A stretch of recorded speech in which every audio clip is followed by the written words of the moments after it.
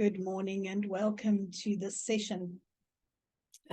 This project or this session is focused on a project that is for those who are in your first year in circuit. So welcome, colleagues, to this exciting time in your lives. Probably for most of you, you felt God's call a good number of years ago, and you've been exploring and working out how to respond to that call. There's been a time of preparation in your home circuits, your time of study at seminary. There's been, for some of you, private studies, finances, and now you're here. Now you're at the point where the church is letting you loose in a circuit, and it's so exciting. And I'm really just glad to share this moment in time with you as you prepare for that work. Just to introduce myself, my name is Brenda. I'm a presbyter stationed in the Umgeni circuit in Natal Coastal District. I work in the Durban North and Greenwood Park societies. Along the way, I've been stationed in Central District. I began in the Johannesburg West circuit, then went to Johannesburg North. It became four-ways. Then I went to a different station in the Johannesburg North again. Along the way, then I also went to the Northern Free State and the Lesotho district in Parys. I then moved to the Roodepoort circuit and was there for a number of years. And then lastly, in Central District in the Johannesburg Alexandra circuit in the Calvary Society. I then moved down to Natal Coastal, and I've spent some time in Pinetown in the Clare Pine circuit. And I'm now in my fourth year in Umgeni. Through those years of ministry, which it boggles my mind to say it, but it's over 25 years now, along the way, I've wrestled with what is God's particular call for me? What is God inviting me to as I journey with him and with others? So along the way, I've reflected and prayed, and I now find myself doing a lot of work in spiritual accompaniment, spiritual direction, retreat work. I work ecumenically with those in Ignatian spirituality, the Jesuits particularly. In children's work, I have found ways to accompany children, particularly through godly play, which is an approach to the spiritual nurture of children. I continue to work internationally as a spiritual director and a giver of the spiritual exercises, and a trainer in the field of Ignatian spirituality. So reflecting on life and our experience of God is particularly important to me. In my former life, before I came into ministry, I trained as a social worker. And part of that experience is also reflecting on what we do and asking the question, how can I do this better? So I'm going to, along the way, share some screen just to keep a sense of engaging, and so you know where we're at. So you will be familiar with both of these quotes, I'm sure. The quote attributed to Socrates in Plato's writing, "The unexamined life is not worth living." And one from John Dewey, "We do not learn from experience. We learn from reflecting on experience." And so this assignment is particularly geared to help us be reflective. Of course, the reality of going into circuit is it is busy. If you haven't discovered that yet, you will soon. There is always more work to do.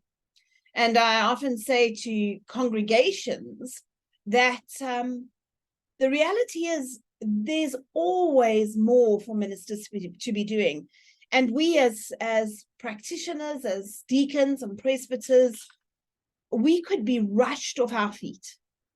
Of course, as probationers, your superintendents or your senior supervising ministers, I've always got more for you to be doing. You've got assignments, you've got circuit work, you've got family. And what often happens is the space to ponder and examine what we do is what gets lost. because it's not active, it's not busy. You come from 3 years, those of you who've been at seminary, 3 years where there's been pressure and producing has become the norm. We evaluate whether we are successful by how much we get done. And time for reflection, well, that doesn't look like we're doing much. I have a sense about ministry too, that it's important to remember what makes us different.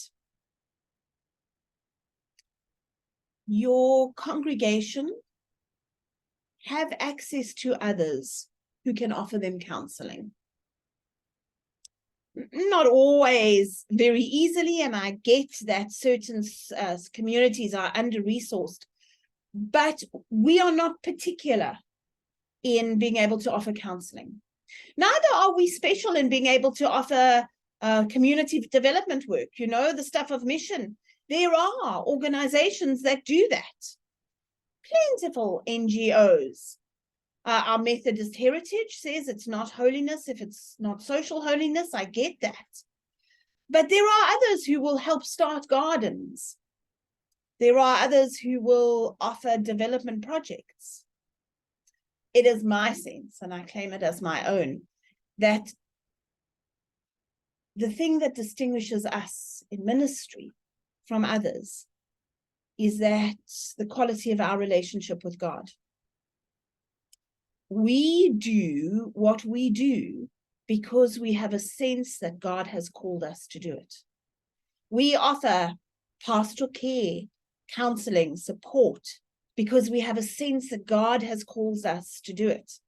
We help people live well with shalom, with wholeness and wholeheartedness, because we have a sense that that is what God has called us to do. We hold worship spaces for our communities because we have a sense that when people encounter God, they are transformed. Let's just have a look at this assignment and what you're being asked to do. We have asked you to be intentional in your reflection. So if you look at your project pack, this is project 1. Let's just have a quick look what you're being asked to do. This assignment is helping you reflect on your pastoral skills, your pulpit skills, your management skills. The intention is for you to keep a journal, to keep in one place reflection on your work as a presbyter or as a, to be intentional about what you do. The instruction says, keep a reflection journal for the next 6 months of your ministry, February to July, written or recorded. So it can be a written format or it can be recorded. You must write at least 1 page or record up to 5 minutes every week for 25 weeks. We suggest that you make a decision now with your IST convener, that you talk about how you want to do that. And I'm going to give you space at the end of my presentation to do some personal reflection about what works for you. We want you to reflect on practical ministry work. So your services, sacramental, preaching, worship, funerals, your pastoral visits, pastoral visitations and counseling, your work in church administration, so meetings, finances, coordinating various church activities, the thing around making church happen. Given where we've come from in the last 3 years, we want to invite you particularly to also record and reflect on your use of technology. As an aside, when we first developed this assignment, technology was not in there. I had not even begun to think about recording a session for people, and yet here we are now.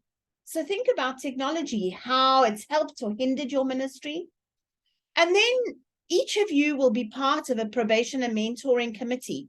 You may want to particularly reflect on how that's working and what it means for you.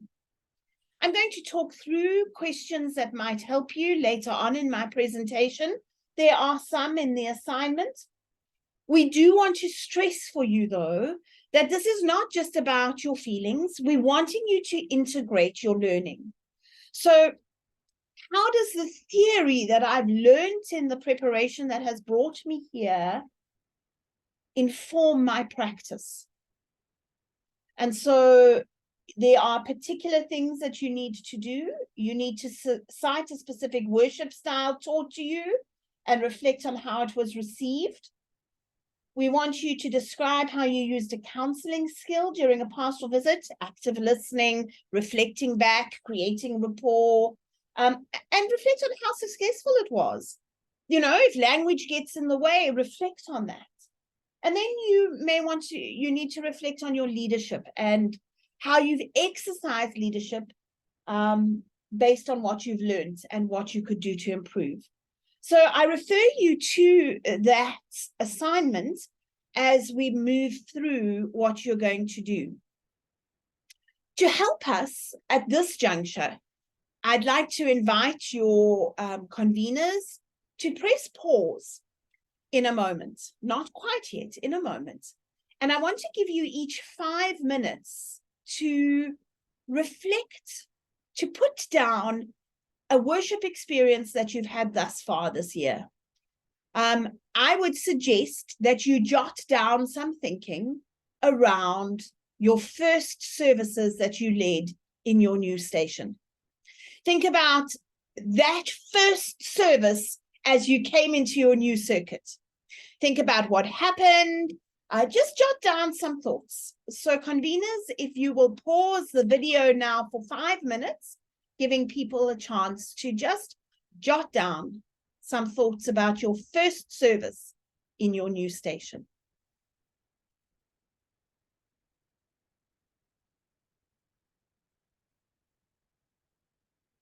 Welcome back. I trust that you've had 5 minutes and you've just got some things jotted down.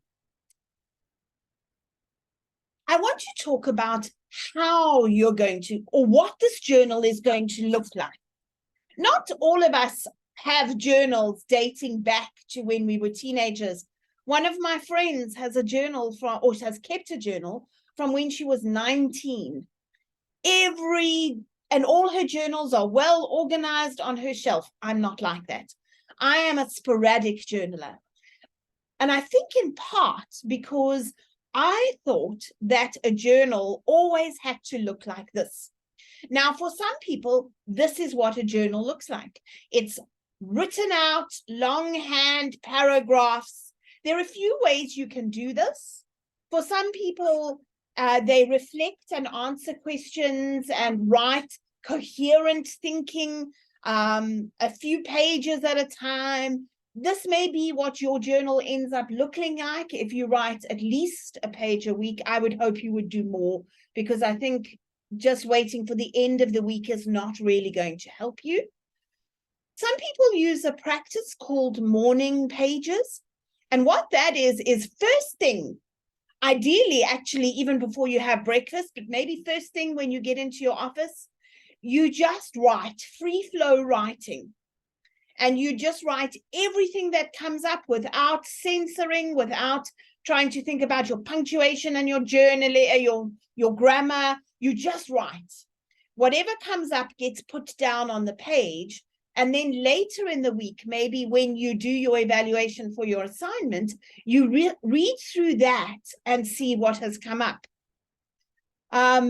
Sometimes people write like this, a conversation with themselves or with God. You can use different color pens to reflect on different voices. And so your journal may end up looking something more like this, with different headings. If you're artistic, maybe you want to put in some pictures. Maybe it uses a bit of bullets. Some of you may have encountered an approach to journaling called the bullet journal. So it's more points, and then the points help you. You could use what is called collaging.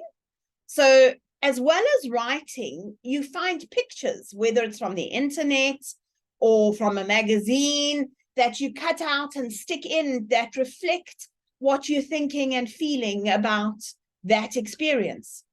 Or you can go to old school mind mapping and record your service and the different things that you think about that experience.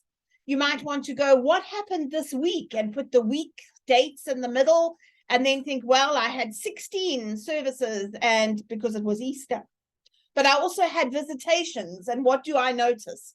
So you could use mind mapping like that. It doesn't have to be just old school writing, like many of us think it needs to be. You could also kind of type up your writing. If many of us who have transitioned to computers find that typing is much easier than handwriting.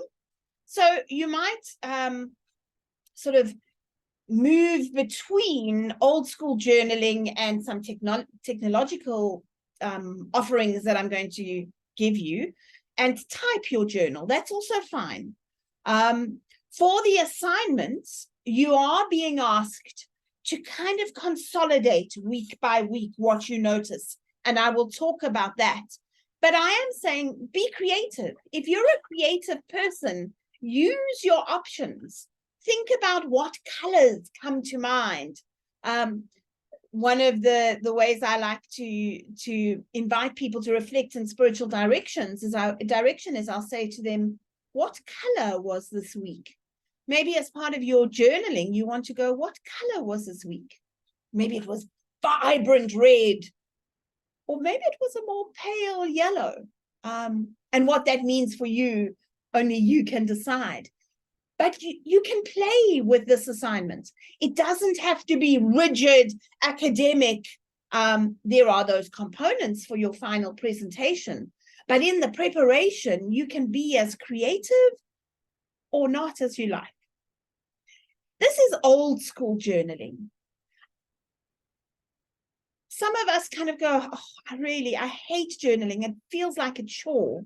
And so then I'm wondering if technology can help you, perhaps. The assignment gives you the option of recording a voice note, 3 to 5 minutes every week on what has happened. And so you could simply do that. Keep 25 voice notes in your phone or up in the cloud. And then when it comes to the end, begin to draw together the threads. You could, though, use a blog as your journal. I'm not saying necessarily you have to maybe put it all out there, but you could use a private blog, use photos from your week. I know that Bishop Mike Foster, when he was bishop, one of his predecessors kind of said to him, Mike, the time goes by, and before you know it, you're well into your term and you can't remember what you did. So he used his social media profiles as a way to keep track of what he did. And so a personal blog could be something like that. You might want to use photos from what you did. Take a photo of where you are and then write some words around that. You may even, in consultation with your IST convener, have a Facebook or Instagram profile where you use some of that space to record. In that line, if you're really hipping with it, and I know that slang dates me anyway, but you might want to use a vlog. Record and upload your 3 to 5 minutes reflections on TikTok. Well, if you're brave enough. Just a word of warning to you colleagues. If you're going to use social media to help your reflecting, be very careful and be very cognizant of the Methodist Church's social media policies. You can do a recording and keep it private. It doesn't always have to be out there, but some of us have along the way found it really helpful to reflect in our social media spaces. So my question for you now, and once again, I'm going to invite your conveners to pause the video and give you a chance to reflect, maybe chat, buzz with a neighbor next to you. I would suggest you do it this way. Take 3 minutes for personal reflection and then buzz in groups of 2 with someone next to you. So my question would go, firstly, what approaches to journaling have you tried in the past? Secondly, what has been helpful and what has not been helpful? Then thirdly, of course, then, is there a new way of journaling I want to try? So those 3 questions, reflect on your own and then buzz. Your conveners can give you 5 to 10 minutes to do this. What has worked in the past? What has been helpful, or what have I done in the past? What has been helpful? What has not been helpful? And is there anything I think I might want to try going into this assignment? Take some time on your own, 3 to 5 minutes on your own, and then 3 to 5 minutes with a partner. Pause the video now. Welcome back. I hope you've begun to explore some approaches to journaling that might be helpful for you. By my calculations, we kind of have spent about half an hour, 35 minutes so far. So let's just take another look at some of the things that we would want to include in our journals as we look at this assignment. Now, remember, this is a ministry journal. Alongside that, you may have a personal journal, and maybe even in the same book or on the same file. But for this assignment, we are particularly talking about what I've done in living out my call. What have I done in living in response to the sense of call that I have to be a Methodist minister? So what are you going to include in your journaling as you go through the next 6 months? You are going to include, in my opinion, 2 major themes as you reflect. I think I just want to start here and we will carry on from there. So remember, you're going to talk about an experience of ministry. So a service that you led, a pastoral encounter that you were in, a church admin management type function, the use of technology on the experience of your PMC. So every week you're going to reflect on at least one of these things. You're going to include the personal side of that experience. So you're going to include, what did this thing evoke in me? What did this thing evoke in me? How did I feel leading this service? Maybe it was your first covenant service that you had to lead. How did I feel? How did this experience connect with my sense of call? Was I aware of living out the vocation that God has placed in my heart? Or did it feel like it wasn't really me? What's that about? Where was God present in this encounter for me? Was I conscious of God supporting me? Or was I not aware of God supporting me? Was there a sense that I was sharing with God? All of those are my personal experience of this practical thing.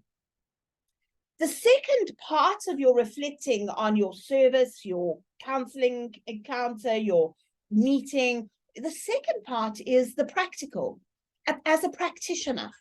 Now, I could have put professional, but personally, I am in that genre or space that I cling to the fact that I am not a professional. I am a passionate amateur in ministry. So I put practical.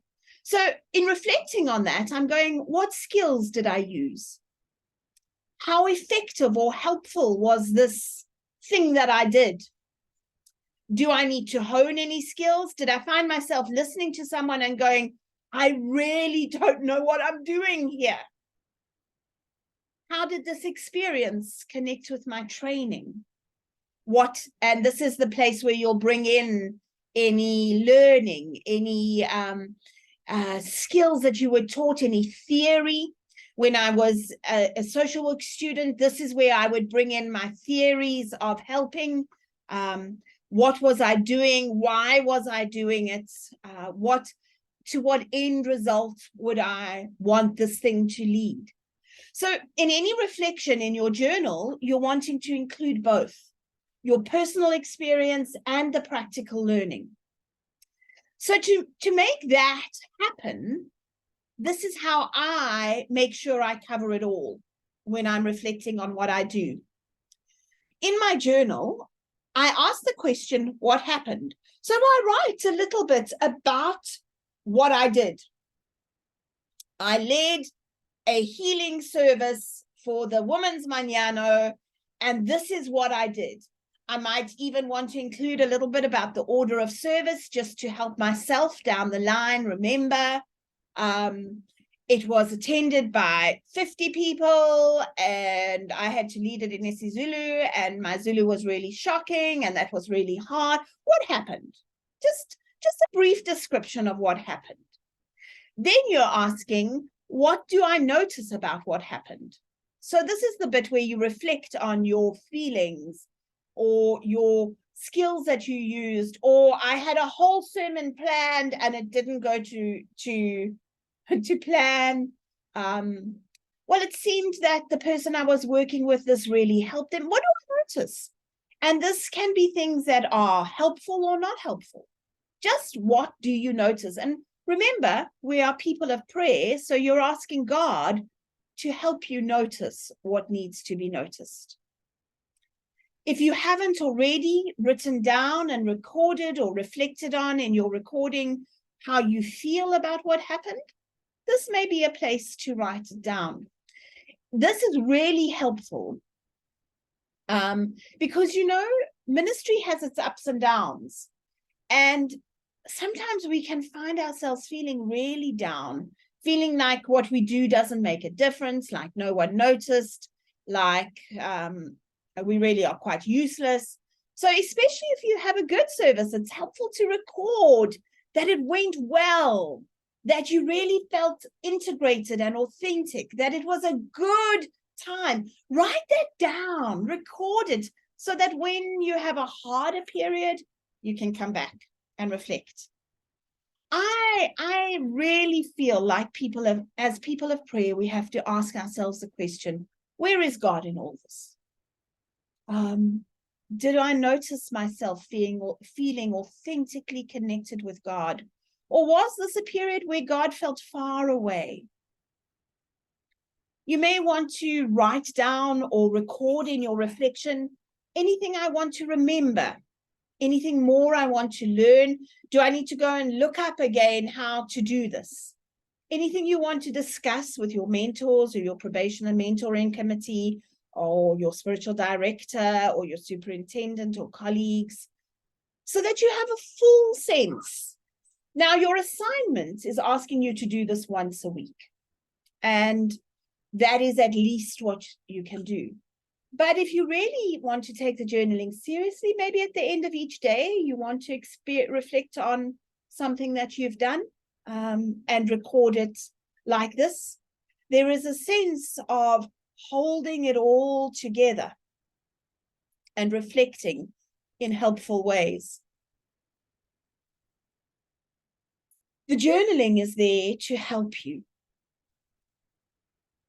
As I am talking, I am reminding you that the only thing that we have to really offer our congregations is the quality of our relationship with God, the quality of lived out intentional spirituality. We are hoping that the journal that you keep through the next 6 months will help you be intentional about your practice and your faith. As practitioners, as those who have given our lives over to this work, it is important that we keep honing our skills, that we keep asking God to help us be intentional and practical, learning new theories, trying out new practices, trying stuff and seeing if it works, and if it doesn't work, well, then doing something different. This project is there to help you do that. I pray for you that your ministry will stretch you, encourage you, grow you, challenge you. And so as I end my offering to you, I invite your conveners, those facilitating the session, to give you a few moments to just reflect on what's going to work for you. Perhaps you want to go back to some of the options that I presented and evaluate what will be helpful and what will not be helpful. And then for you to begin to work out how you're going to do this. Are you going to journal every day? Are you going to journal on a particular day of the week, maybe your first day back in the office after your day off? How are you going to journal, and how are you going to use what you see? Remember John Dewey's thing. It's not just the experience from which we learn, but the reflecting on it. I would invite you at least once a month to go back through your journaling and see what you've learned and where you grow. I invite you to find people to accompany you. MU puts into place structures to help you. We put into place your probation and mentoring committees. You have your IST conveners and your DSSs. As a spiritual accompanier, let me be cheeky enough to suggest that at this point in your ministry, you find yourself a spiritual director. These are people who have additional training, at least some years. And if you don't have a spiritual director, email me and I'll give you names of people to contact.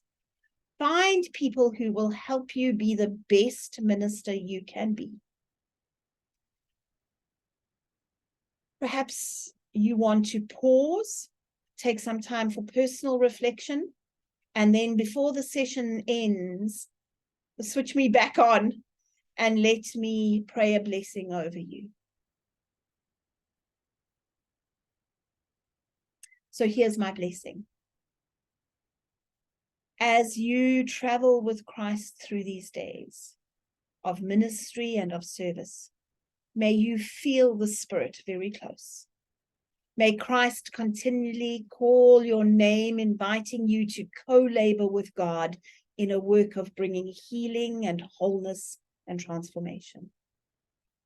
And may you feel the gentle care of God for you, moment by moment and day by day.